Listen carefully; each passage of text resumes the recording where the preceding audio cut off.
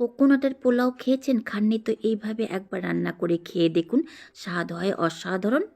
এই পোলাও তৈরি করার জন্য বাসমতি চালকে 1 ঘন্টা আগেই ভালো করে ধুয়ে রেস্টে রেখে দিয়েছিলাম। রান্না করার জন্য কড়াইকে গরম করে দিতে হবে ঘি। আপনি সাদা তেলও দিতে পারেন। গরম ঘিয়ের উপরে কাজু দিয়ে হালকা করে নেড়েচেড়ে ভেজে নিতে হবে। ফ্লেমকে রাখতে হবে লো মিডিয়াম। 2 মিনিট মতো নেড়েচেড়ে ভেজে নেওয়ার পর দিতে হবে 1 টেবিল স্পুন কিশমিশ। কাজু কিশমিশের পরিমাণটা আপনি এর থেকে বেশিও দিতে পারেন। মিশিয়ে নিয়ে গোল্ডেন ব্রাউন হওয়া পর্যন্ত ভেজে নিতে হবে। 1 মিনিট নেড়েচেড়ে ভাজলেই গোল্ডেন ব্রাউন হওয়া পর্যন্ত ভাজা হয়ে যাবে, বের করে নিতে হবে।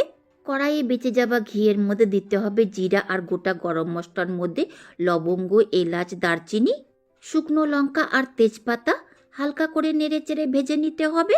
খুব ভালো গন্ধ বেরোলেই এর মধ্যে দিতে হবে ধুয়ে নেওয়া বাসমতি চাল।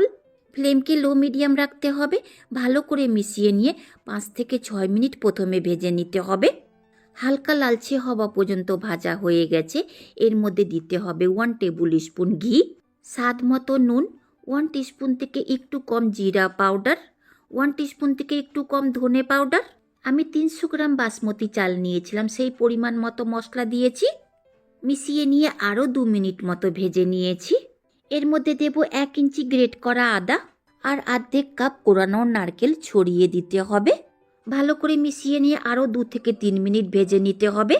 কড়াইয়ে চাল দেওয়ার সময় নারকেল কোড়া দেবেন না, ভাজতে ভাজতে পুড়ে যেতে পারে।